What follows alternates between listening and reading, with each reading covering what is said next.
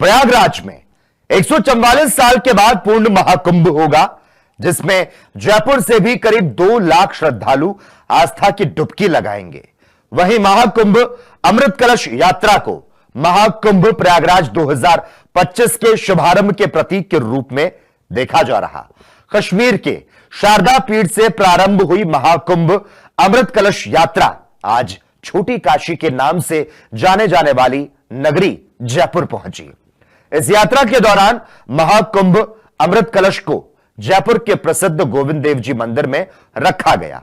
यह यात्रा जयपुर के जोरावर सिंह गेट से शुरू होकर गोविंद देव जी मंदिर तक पहुंची, जहां कई जगह पर लोगों ने फूलमालाओं और भजनों के साथ स्वागत किया। इस यात्रा में महिलाएं कलश लेकर शामिल हुई, जिससे यह आयोजन और भी ज्यादा भव्य बन गया। विप्र फाउंडेशन जोन 1 के पदाधिकारियों के साथ हवा महल विधायक बाल मुकुंद आचार्य, सिविल लाइंस विधायक गोपाल शर्मा ने महाकुंभ अमृत कलश यात्रा का स्वागत किया। जयपुर में गोविंद देव जी मंदिर में कार्यक्रम के बाद इस यात्रा का रथ मदन मोहन जी मंदिर खरौली के लिए रवाना होगा। महाकुंभ अमृत कलश यात्रा विभिन्न मंदिरों से होते हुए 10 जनवरी को महाकुंभ प्रयागराज पहुंचेगी। वहीं आज अगर जयपुर की बात करें तो विप्र फाउंडेशन के प्रदेश अध्यक्ष ने इस बाबत क्या कुछ कहा, आइए आपको सुनाएं।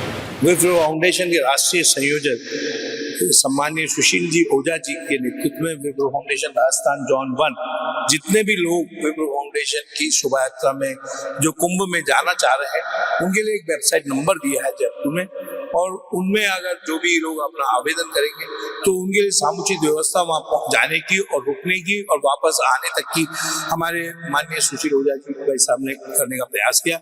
और उसके तत्वावधान में जयपुर में ये अमृत कुंड यात्रा जो आई, ये उसी की पहले ये सोच हमारे माननीय संरक्षक और संयोजक सुशील ओझा जी भाई साहब की है, और उसको ध्यान में रखते हुए हमने इस बात को आगे किया है कि सनातन धर्म सनातन संस्कृति को बचाए रखने के लिए जो विप्र फाउंडेशन की रीति नीति और कार्य रहे, उनको लेकर ये हमने शोभा यात्रा, यहाँ से ये शोभा यात्रा भरतपुर जाएंगे, जोन डी इसको वो करेंगे, उसके बाद मथुरा पहुंचेगी और उसके बाद विभिन्न स्थानों से होती हुई वहां जाएंगे। देखिए, ये जो शारदा पीठ से चलकर ये जो रथ यात्रा महाकुंभ के लिए आई है यहाँ, इसमें अमृत कलश आया है, जिसे हमने कल गोविंद देव जी के मंदिर के अंदर हमने उसका छोटा प्रतीकात्मक रूप से तो उसे कल रखा दिया था। आज कलश को पूरे विधिवत रूप से हम यहाँ पे यात्रा के द्वारा एक शोभा यात्रा के द्वारा यहाँ लेके आए। यहाँ से शोभा यात्रा के बाद में अब ये कलश यहाँ से और दूसरी जगहों पे वृंदावन, काशी, इस तरीके से सभी प्रमुख मंदिरों में होता हुआ प्रयागराज में पहुंचेगा। प्रयागराज के अंदर जितने भी जने जो महाकुंभ में जा रहे हैं, उनके लिए बहुत ही अच्छी व्यवस्था सरकार द्वारा भी की गई, और समाज के जो हर वर्ग ने भी अपने अपने स्तर के ऊपर बहुत अच्छी व्यवस्थाएं वहाँ पे की है, जिसमें सभी लोग वहाँ जाकर इस पुण्य का लाभ ले सकते हैं। कार्यप्रणाली विप्र फाउंडेशन ने अपने जगह जगह पे जो अपने जिलेवार, अपने संभागवार और अपने शहरों के अंदर उन सभी जगहों पे जो वहां पहुंच रहे हैं, उन लोगों के लिए वहां एक व्यवस्था की है कि वहां एक अलग से एक संपर्क सूत्र भी बनाया जाएगा, जिसके अंदर उनको किसी भी तरीके की मेडिकल एंड कोई भी हेल्प चाहिए होगी तो वो अवेलेबल कराएंगे। रुकने ठहरने की जितना हम कर सकते हैं उतनी व्यवस्था हम कर सकते हैं, वो हम उस उपयुक्त स्थान के ऊपर हम वहां पे उनकी व्यवस्था करेंगे। ये बहुत ही खुशी की बात है।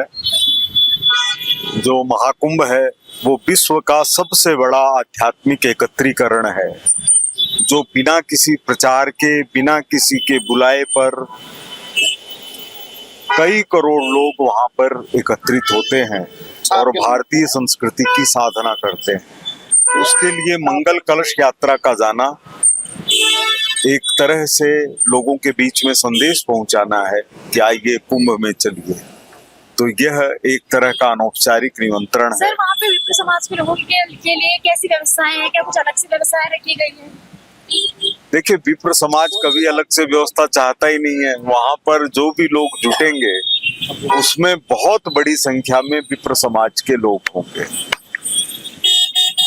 वहां जितने अखाड़े हैं, जितने शंकराचार्यों के कैंप लगेंगे, जितने धार्मिक कैंप लगेंगे, उनमें बहुत बड़ी संख्या में विप्र समाज, हिंदू समाज के लोग रहने वाले हैं। सर महाकुंभ में लेकर मुस्लिमों का मुद्दा बहुत जोरों से उठ रहा है। कई मुस्लिम ऐसे हैं कि जो ऐसा कह रहे हैं कि मुस्लिमों को पैर तक नहीं रखना चाहिए महाकुंभ में, और वहीं कुछ मुस्लिम ऐसे हैं कि वो लोग ऐसा कह रहे हैं कि मुस्लिमों को जाना चाहिए महाकुंभ में, जिसमें आप क्या कहना चाहिए? देखिए, ये मुस्लिमों का संबंध नहीं है, इससे कुछ हो सकते हैं।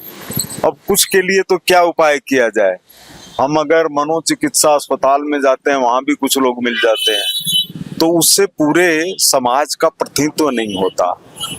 मुसलमानों के अंदर एपीजे अब्दुल कलाम, अब्दुल हमीद और अशफाक उल्लाह खान जैसे लोग हुए हैं, रस खान जैसे कृष्ण भक्त हुए हैं। इसलिए मुसलमानों के नाम पर ये चीज नहीं कहनी चाहिए।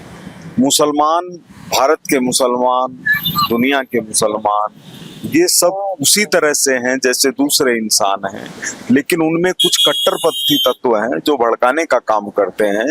उनको कभी समाज स्वीकार नहीं करता। उनके लिए जेलें बनी हुई है, जब जिसका मौका पड़ता है वो उनको पकड़ लेता है। अमेरिका से लेकर हिंदुस्तान तक की यही कहानी है।